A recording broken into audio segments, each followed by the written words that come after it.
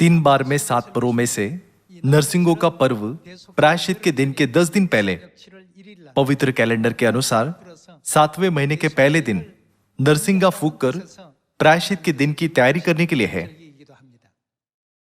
यदि हम 3500 वर्ष पहले पुराने नियम में इसकी शुरुआत को देखें, तो जब मूसा 10 आज्ञाओं की पहली तख्तियों को लेकर नीचे उतरा, इजरायली सोने के बछड़े की उपासना कर रहे थे। उनकी मूर्ति पूजा के परिणाम स्वरूप उसने पत्थर की तख्तियों को पहाड़ के नीचे फेंक दिया और उसे टुकड़े टुकड़े कर दिया।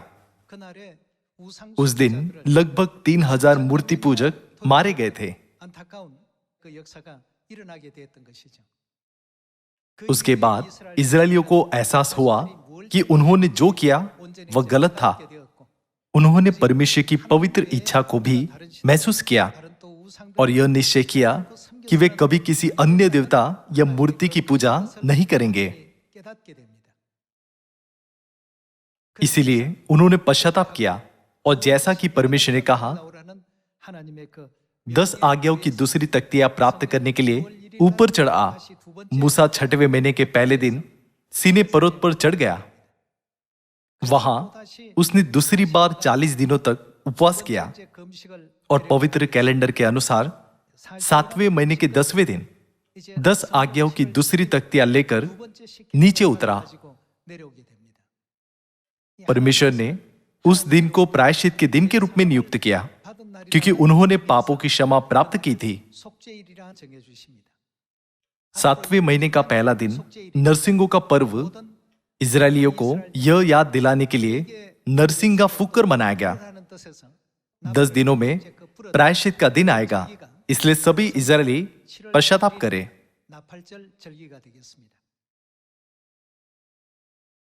इस पर्व में हमें यह कहते हुए संसार की ओर नरसिंगा फूंकने में सक्षम होना चाहिए, स्वर्ग का राज्य निकट है। आइए हम पश्चाताप करें और स्वर्ग के राज्य की तैयारी करें। इसलिए आज मैं आपके साथ नरसिंगों का पर्व और पश्चाताप का नरसिंगा शीर्षक उपदेश के साथ परमेश्वर के वचन का साझा करना चाहता हूं। आइए लेवी व्यवस्था अध्याय 23 आयत 24 में परमेश्वर के वचन को देखें।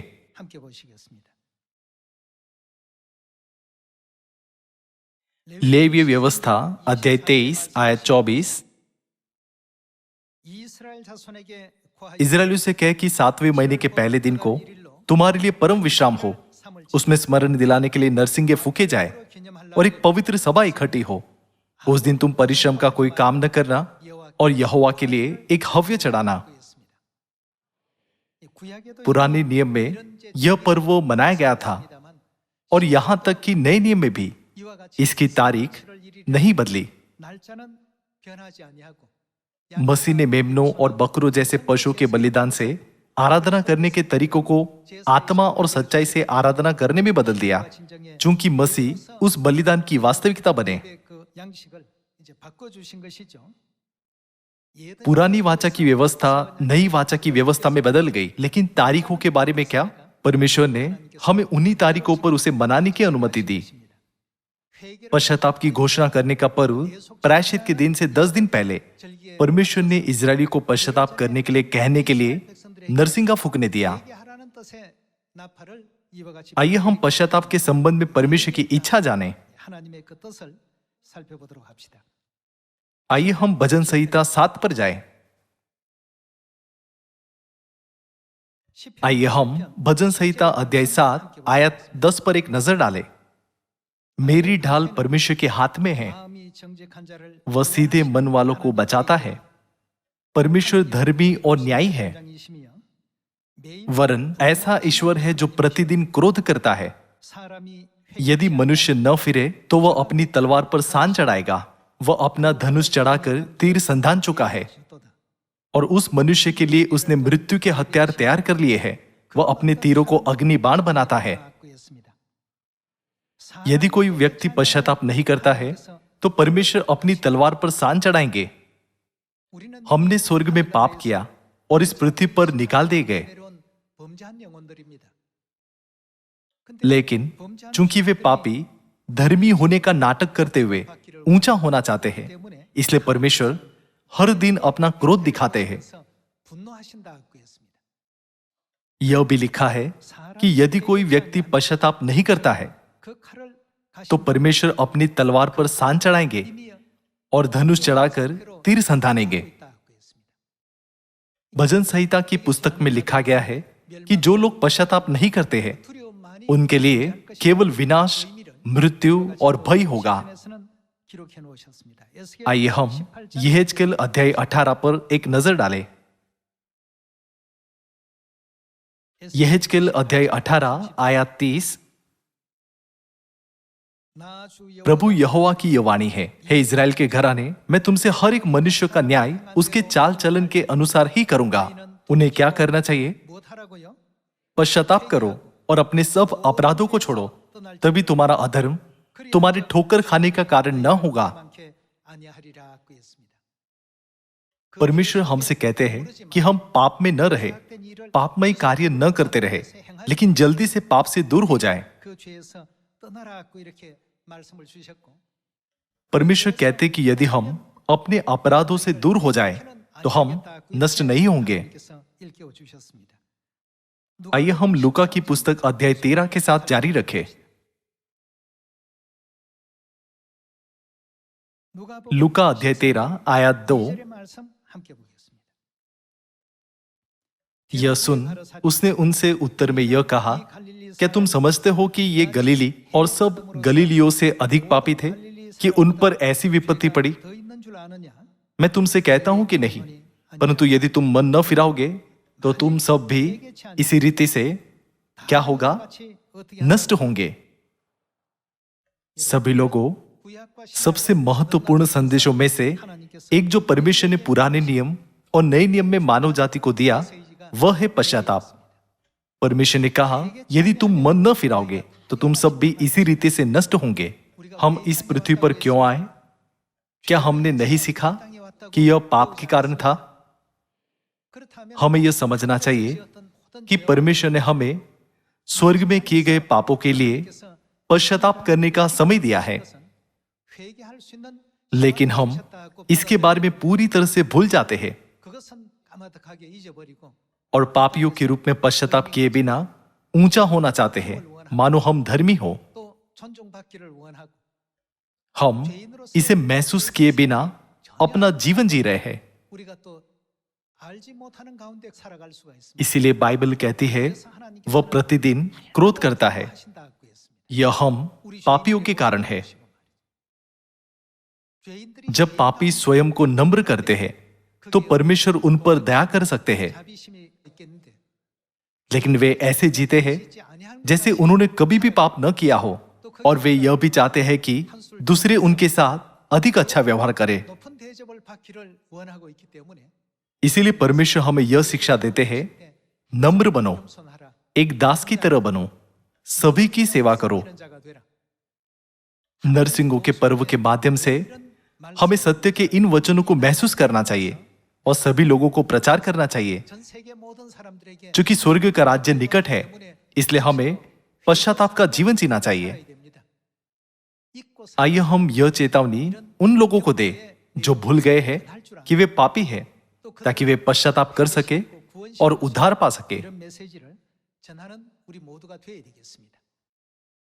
आइए हम लूका अध्याय 5 आयत 29 देखें।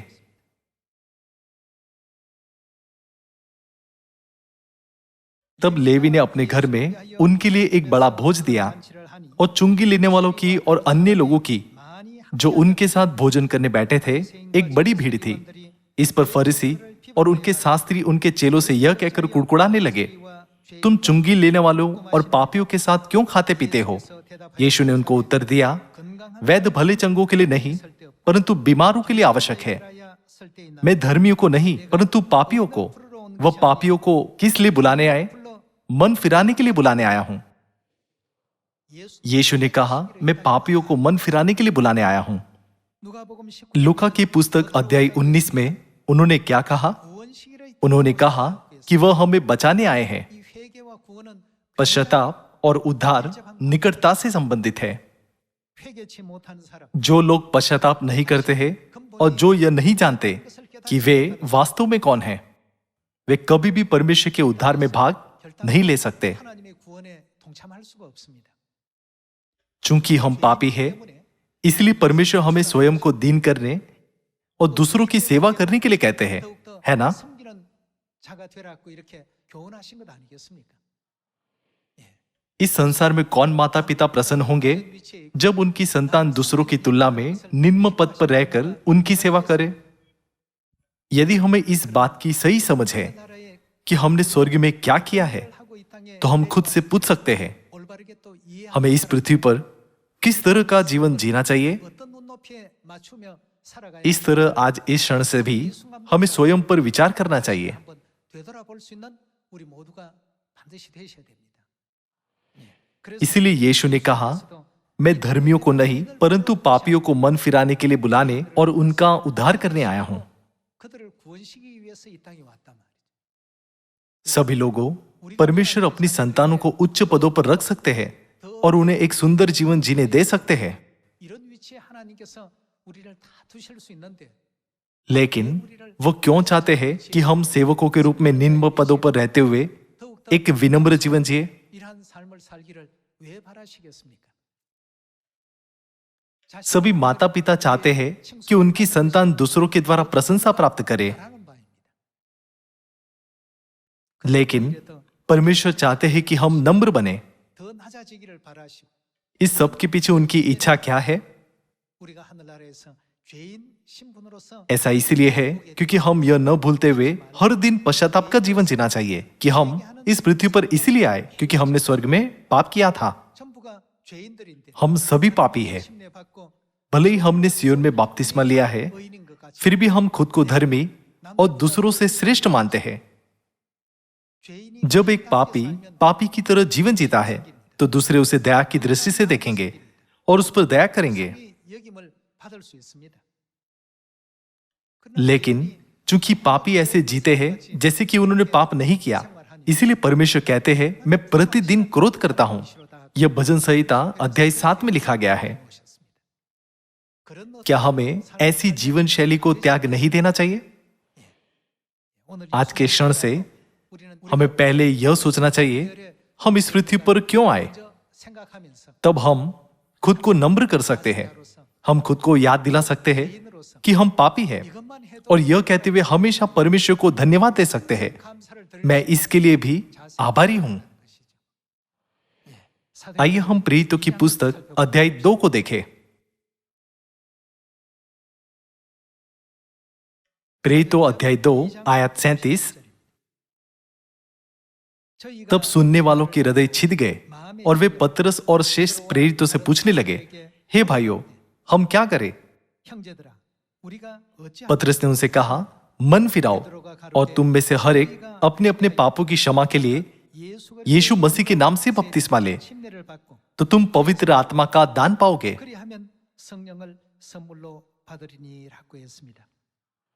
여기 प्रेरित पतरस के माध्यम से जो पवित्र आत्मा द्वारा प्रेरित हुआ था, 사함과 성령을 परमेश्वर सारी मानव जाति को यह संदेश दे रहे हैं, 귀한 은혜가 जब हम पश्चाताप करते हैं तो हम पापों की क्षमा और पवित्र आत्मा का अनमोल अनुग्रह प्राप्त करेंगे। 하나님께서는 온 인류에게 지금 전하고 있는 것 아니겠습니까?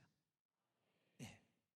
여러분 सभी लोगों, यदि हम नहीं जानते हैं कि हम कौन हैं, तो हम पश्चाताप नहीं कर सकते। 내가 하늘에서 यदि हम यह सोचकर एक अभिमानी मन के साथ जीते हैं, हम स्वर्ग में परमेश्वर के पुत्र और पुत्रियां, राजकुमार और राजकुमारियां हैं, और अपना सिर ऊंचा रखे, तो जब परमेश्वर हमें नीचे देखेंगे तो वह क्या कहेंगे? 보실 때 뭐라고 하시겠습니까? वे अपने पापों को नहीं जानते, 도 모르고 저렇게 वे अभी भी अपरिपक्व है। 되고 있구나. हमें परमेश्वर को अपने ऊपर क्रोध प्रकट करने नहीं देना चाहिए। परमेश्वर दयालु, अनुग्रहकारी और कोमल है। 하신 분이십니다. इस प्रकार बाइबल हमें इन शिक्षाओं के बारे में बताती है। एक दूसरे की सेवा करे, एक दूसरे को क्षमा करे, चूंकि परमेश्वर ने हमारे महान पापों को क्षमा किया है, इसलिए हमें दूसरों को क्षमा करना चाहिए। इसलिए प्रेरितों की पुस्तक अध्याय 2 भी पश्चाताप पर जोर देता है। 의미를 강조하고 있습니다. आइए हम प्रेरितों की पुस्तक अध्याय 26 पर जाएं। प्रेरितों की काम अध्याय 26 आयत 18 कि तू उनकी आंखें खोले कि वे अंधकार से ज्योति की ओर और शैतान के अधिकारों से परमेश्वर की ओर फिरे, कि पापों की क्षमा और उन लोगों के साथ जो मुझ पर विश्वास करने से पवित्र किए गए हैं मीरास पाए। अतः राजा अग्रिप्पा, मैंने उस स्वर्गीय दर्शन की बात न टाली, परंतु पहले दमिश्क के, फिर यरूशलेम के और तब यहूदिया के सारे देश के रहने वालों को और अन्य जातियों को समझाता रहा कि मन फिराओ और परमेश्वर की ओर फिरकर मन फिराव के योग्य काम करो। 행하라 선전함으로 प्रेरित पौलुस जहां भी गया उसने प्रचार किया, तुम्हें अपने कर्मों के द्वारा अपना पश्चाताप दिखाना चाहिए। 전도하고 다녔다는 거죠. उसने लोगों को प्रचार किया ताकि वे पश्चाताप कर सके। 도지요. परमेश्वर उन लोगों को चेतावनी देते हैं जो पश्चाताप के संदेश को नहीं सुनते। 하고 हालांकि कुछ लोग अभी भी आसानी से कहते हैं, मुझे नरक में जाने से कोई आपत्ति नहीं है, इसलिए परमेश्वर उन्हें एक और चेतावनी देते हैं। 하셨습니다. 로마 आइए हम रोमियो अध्याय 2 आयत 5 देखें। आइए अध्याय 2 आयत 5 देखें। पर तू अपनी कठोरता और हठीले मन के कारण उसके क्रोध के दिन के लिए, जिसमें परमेश्वर का सच्चा न्याय प्रकट होगा, अपने लिए क्रोध कमा रहा है। 내게 샀는도다. वह हर एक को उसके कामों के अनुसार बदला देगा। 행한 대로 보응하는 जो सुकर्म में स्थिर रहकर महिमा और आदर और अमरता की खोज में है, 기와 उन्हें वह अनंत जीवन देगा। 는 영생으로 하시고 पर जो विवादी है और सत्य को नहीं मानते वरन अधर्म को मानते हैं, उन पर क्रोध और कोप पड़ेगा और क्लेश और संकट हर एक मनुष्य के प्राण पर जो बुरा करता है आएगा, पहले यहूदी पर फिर यूनानी पर। 또 헬라인에게며 परंतु महिमा और आदर और कल्याण हर एक को मिलेगा जो भला करता है, पहले यहूदियों को फिर यूनानियों को, क्योंकि परमेश्वर किसी का पक्षपात नहीं करता। 취하지 아니하심이니라 그였습니다. यह आयत 5 में यह लिखा गया है, पर तू अपनी कठोरता और हठीले मन के कारण उसके क्रोध के दिन के लिए, जिसमें परमेश्वर का सच्चा न्याय प्रकट होगा, अपने लिए क्रोध कमा रहा है। 말씀을 주고 계십니다. 여러분 सभी लोगों, हम स्वर्ग के पापी हैं। हमें स्वर्ग से क्यों निकाल दिया गया? 범죄하고 쫓겨났습니까? व्यापक अर्थों में हमने परमेश्वर की आज्ञाओं की अवज्ञा की। 하신 그 명을 हमने शैतान के वचनों को सुना, परमेश्वर की इच्छा का उल्लंघन किया और इस पृथ्वी पर गिरा दिए गए। 세계로 쫓겨내려왔습니다. परमेश्वर ने एक बार फिर से सारी मानव जाति को अपनी महान आज्ञा प्रदान की है 위대하신 और वह उनकी आज्ञा का पालन करने वालों को पश्चाताप करने वालों के रूप में स्वीकार करते हैं। 한 자로서 और अब वह सारी मानव जाति को नई वाचा कहे जाने वाले सत्य के मार्ग पर बुला रहे हैं। 한 번씩은 부르고 계십니다. जो लोग नई वाचा के सत्य में आ गए हैं वे हैं जो परमेश्वर की इच्छा का पालन करते हैं। 들로서 क्या यह प्रकाशित वाक्य अध्याय 14 में नहीं लिखा गया है कि जो परमेश्वर की आज्ञाओं को मानते हैं वे बचाए जाएंगे? 구원받을 자들이라고 이렇게 일러주고 있지 않습니까? संसार ऐसे लोगों से भरा हुआ है जिन्होंने पश्चाताप नहीं किया है। 투성입니다. इसीलिए अब हमें पूरे संसार से कहना चाहिए, स्वर्गीय पिता और स्वर्गीय माता के पास वापस आओ। 다시금 돌아오라. चूंकि हम स्वर्ग के पापी हैं, इसलिए परमेश्वर कहते कि हमें नम्र होना चाहिए और दूसरों की सेवा करनी चाहिए। 하셨단 말이에요. हमारे लिए यह परमेश्वर की इच्छा है कि हम संसार को बताएं कि पश्चाताप पापियों के लिए जीवन का सबसे महत्वपूर्ण तरीका और वह कर्तव्य है जिसे हमें पूरा करना चाहिए। 됐습니까? आइए हम मत्ती अध्याय 28 आयत 18 देखें। मत्ती अध्याय 28 आयत 18। 보시면 यीशु ने उनके पास आकर कहा, स्वर्ग और पृथ्वी का सारा अधिकार मुझे दिया गया है, 내게 주셨으니 इसलिए तुम जाओ, सब जाति के लोगों को चेला बनाओ और उन्हें पिता और पुत्र और पवित्र आत्मा के नाम से बपतिस्मा दो 세례 즉 침례를 주고 और उन्हें सब बातें जो मैंने तुम्हें आज्ञा दी है मानना सिखाओ, और देखो मैं जगत के अंत तक सदा तुम्हारे संग हूं। 너희와 항상 함께 있으리라 하시니라 그였습니다. यदि हम मत्ती अध्याय 28 को करीब से देखें तो उन्होंने उल्लेख किया, जो कुछ मैंने तुम्हें आज्ञा दी है 분부한 것. 분부한 इसका पालन वे ही कर सकते हैं जो पश्चाताप करते हैं। 많이 지킬 수 있는 일들입니다. बपतिस्मा से शुरू करते हुए हमें नए नाम में प्रार्थना करनी चाहिए, नई यरूशलेम को ग्रहण करना चाहिए, नई वाचा के 3 बार में 7 पर्वों को मनाना चाहिए और परमेश्वर की सभी शिक्षाओं के प्रति आज्ञाकारिता का जीवन जीना चाहिए। क्या कोई ऐसी चीज है जिसे बिना पश्चाताप के किया जा सकता है? हम उस मार्ग का अनुसरण तभी कर सकते हैं जब हम पश्चाताप करें। हमें नरसिंहों के पर्वों को केवल एक वार्षिक कार्यक्रम के रूप में नहीं मनाना चाहिए, 근본이 무엇이 लेकिन हमें यह सोचना चाहिए स्वभाव से हम कौन हैं। मैं कौन हूं?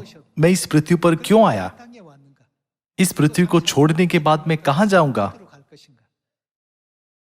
이 आइए हम इन सभी मामलों पर गंभीरता से विचार करें और अब से हमें दूसरों के द्वारा सेवा किए जाने की अपनी इच्छा को त्याग देना चाहिए। 남에게 हमें कहना चाहिए, मैंने स्वर्ग में पाप करके इस पृथ्वी पर आया, 내가 하늘에서 इसलिए यह एक बड़ी आशीष है कि आपने मुझे इतना कार्य करने की अनुमति दी।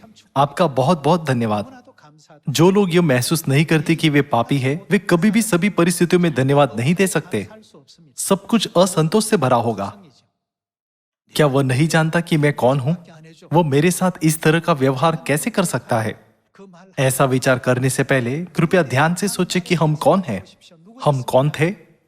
मैं एक पापी था, इसलिए मैं आभारी हूं, भले ही मेरे साथ इस तरह का व्यवहार किया जाता है। इसके अलावा परमेश्वर मुझे स्वर्ग भी ले जाते हैं। यदि हम इस मानसिकता के साथ अपना विश्वास का जीवन जीते हैं, 하시게 된다면 तो हम हर दिन अनुग्रह के राज्य का अनुभव करेंगे। 그걸 경험합니다. 날마다 हम हर दिन आनंद से भर जाएंगे 속에서 और स्वर्ग के अनंत राज्य में प्रवेश करने तक 제로의 어떤 बिना किसी तनाव के जिएंगे। 영원한 천국을 맞이할 수가 있습니다. लोगों के हमेशा असंतुष्ट रहने का एक कारण यह है कि वे नहीं जानते कि वे कौन है और अभी भी उनके पास एक पश्चाताप न करने वाला हृदय है। 내가 누군지를 알지 못하고 हम कितने भाग्यशाली हैं कि हमें इस तरह का जीवन मिला है। 올여름 इस गर्मी में आपने पहली बार इतनी लंबी गर्मी का अनुभव किया होगा। 처음 겪어보셨을 것입니다. क्या आपने कभी ऐसी भीषण गर्मी का अनुभव किया है? 보셨습니까? 170 वर्षों में यह पहली बार बहुत भीषण गर्मी थी। 더운 여름이었습니다. अभी कुछ ही महीने हुए हैं, लेकिन यह बहुत दर्दनाक था। 몇 개월 안 되는데 너무 고통스러워. फिर कृपया नरक के बारे में सोचे। 지옥을 한번 생각해 보십시오. 그것도 वह सदा सर्वदा तक रहता है। 영원 세세토록 말이에요. हमें वहां से बचाने के लिए परमेश्वर पृथ्वी पर आए 지구별까지 और यद्यपि वह मानव जाति द्वारा सम्मानित होने के योग्य है, 종기를 받으셔야 마땅한데 उन्होंने हमारे लिए क्रूस का मार्ग चुना और हमें बचाने के लिए स्वयं को बलिदान किया। 우리의 살 길을 जब हम उनके बलिदान की जीवन के बारे में सोचते हैं, तो हमें इस पर विचार करना चाहिए 한다면 कि हमें इन नरसिंहों के पर्व के माध्यम से किस तरह का जीवन जीना चाहिए। 이런 나팔절 거룩한 또 절기가 되어야 될 줄 믿습니다. 내가 जब तक हम पूरी तरह से महसूस नहीं करते कि हम स्वर्ग के पापी हैं, तब तक परमेश्वर की कोई भी शिक्षा हमारे हृदयों को नहीं छुएगी।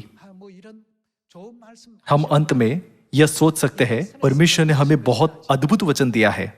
왜 내가 이런 चूंकि हम यह नहीं समझते हैं कि हमें उन्हें अभ्यास में क्यों लाना चाहिए 이해하지 못 और हमें इस तरह का जीवन क्यों जीना चाहिए, इसलिए सब कुछ कठिन हो जाएगा। 그 모든 प्रयास करना बहुत दर्दनाक हो जाएगा। 굉장히 괴롭습니다. हम आनंदित नहीं होंगे। 이분 हमें सोचना चाहिए, मैं एक पापी हूं जिसे इससे कहीं अधिक कठिन काम करना चाहिए 이보다 더 큰 और मैं इससे भी बड़ी सजा का पात्र हूं। फिर भी परमेश्वर मुझे ऐसा आरामदायक जीवन जीने की अनुमति देते हैं।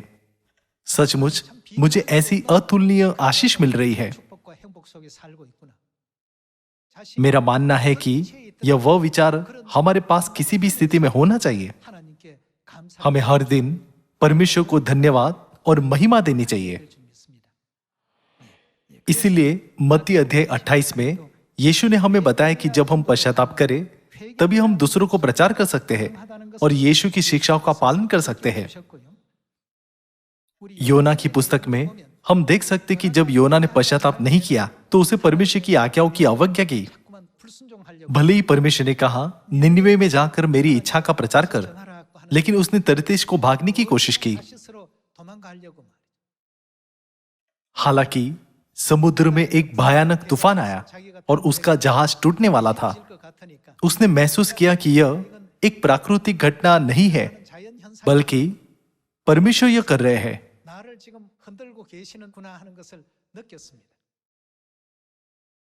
जब उसे समुद्र में फेंक दिया गया तो क्या समुद्र शांत नहीं हो गया था?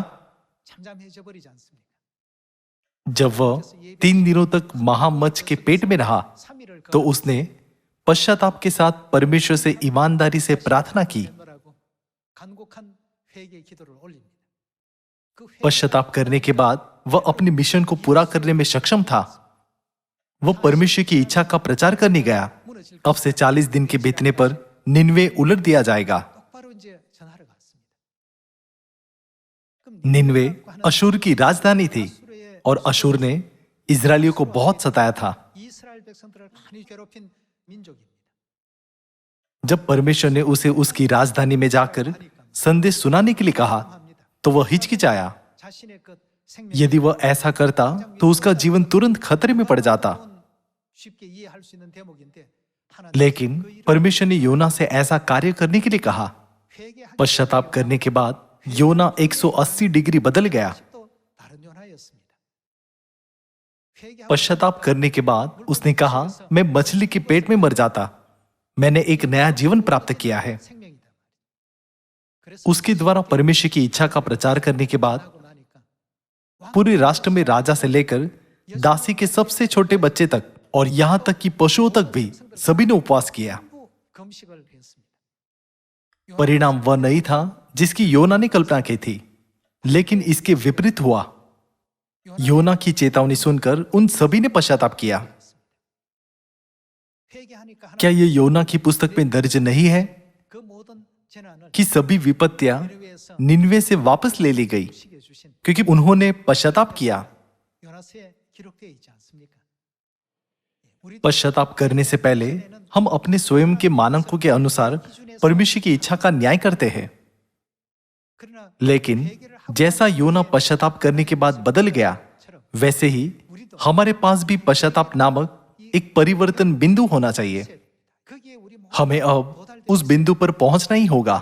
그걸 경험해야 तभी हम महसूस करेंगे कि परमेश्वर ने हमें यह शिक्षा क्यों दी है और उन्होंने हमें दूसरों की सेवा करने और खुद को दिन करने की आज्ञा क्यों दी है।